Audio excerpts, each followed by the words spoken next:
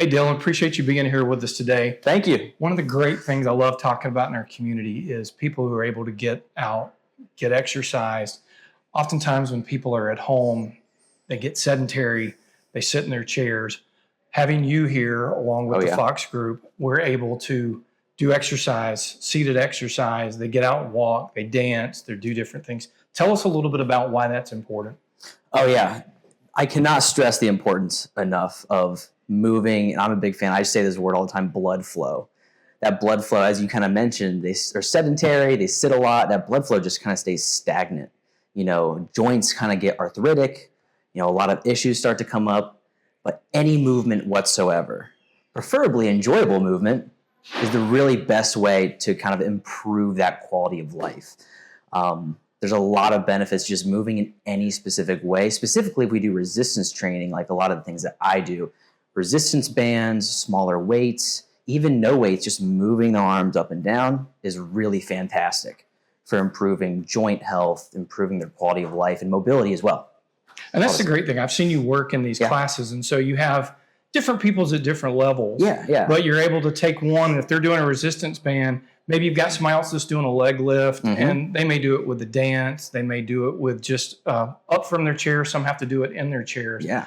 But you have the ability to get them up and get them going. So I think we have found, and you probably know this better than anybody, the more you're up and moving and the more you're doing, the better off you are. Exactly. Because as we stay seated, and we have a tendency to do that when we stay home, the benefits of being in a congregate community where you can get together, hey, you're not just exercising by yourself, you're doing things with other people, you're getting motivated, and you've got a reason to get up and get out of bed. Absolutely. I totally agree with you.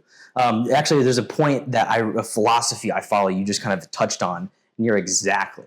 It's called the self-determination theory. I love it. I kind of gleamed up a little bit when you started saying all the points of it. There's three aspects to this that really make fitness successful, which is community, as you just mentioned. Everyone we have in that tea room together, we're all working out together. I kind of ask questions to everybody, get people involved. There's competence, just knowing what you're doing, making sure no one's doing things they cannot do. Scaling things to all levels, as you kind of mentioned.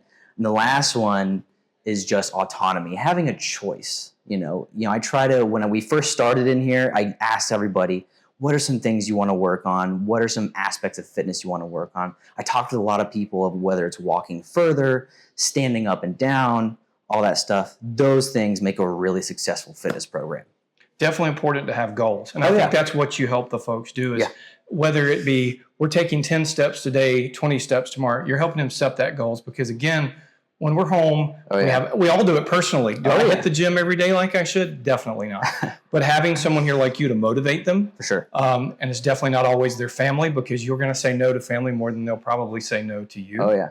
So if this were your parent, what would you suggest to them to look for? Because, people are always hesitant about moving into a community. Right. But especially when we key in on something like this, what would you say would be a goal you would tell your parents to look for, something they would set for themselves, especially if they were really nervous about this? What's something they could look forward to? Are you asking more in terms of like a fitness program you're looking for? Definitely. Yeah. How do you encourage them to do that? Because family members will say, my mom's just staying in her chair. What would you do to help a new person come in and say, all right, let's start with goal number one? How do you encourage somebody to do that? I love that point you brought up because I have met so many people throughout my years in a similar position or even, my own grandparents, my own parents as well, them in their own fitness journey and all that stuff.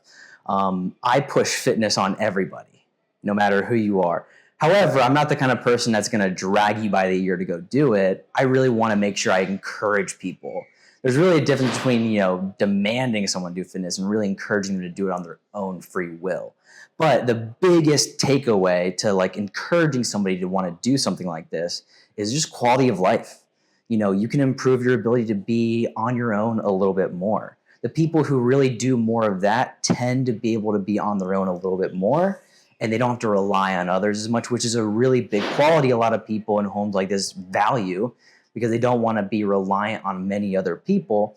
And I think that goes a long way in, their confidence, their enjoyment of being here in all of those facets of life. And I definitely think that's important because you've got to give them a reason to do it. Oh, yeah. They've got to be motivated and enjoy doing it.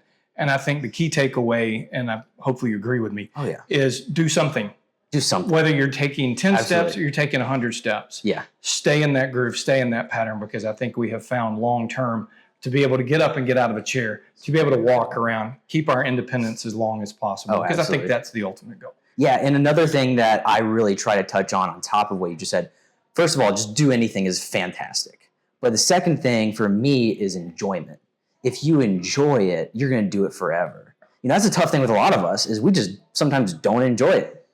But no matter who you are, you can find some way. I really like to include a lot of different music that, a lot of people like, whether it's Michael Jackson, Elvis, all these music to kind of get the energy up a little bit with the groups that I work with, because I want them to enjoy it. I want them to be like, oh, fitness classes today. That's exciting.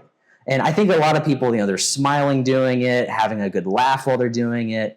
And before they even know, they don't even know they're doing fitness anymore. They think they're just moving around, listening to music, having a good time. So that is the really big goal, is I want people to enjoy it so much they can't wait for it, or they enjoy it so much they do it on their own. A lot of good pieces there. And that's huge. And I appreciate your energy, Yeah. because I've seen your classes, and Cool. people really do get energized and they like it and they enjoy it. So try. I appreciate you sharing your wisdom with us and being with us here today. And No problem. Look forward to seeing you up and around and moving with everybody in the Yeah, I'll community be as here. well. All right, man. Thank Thank you.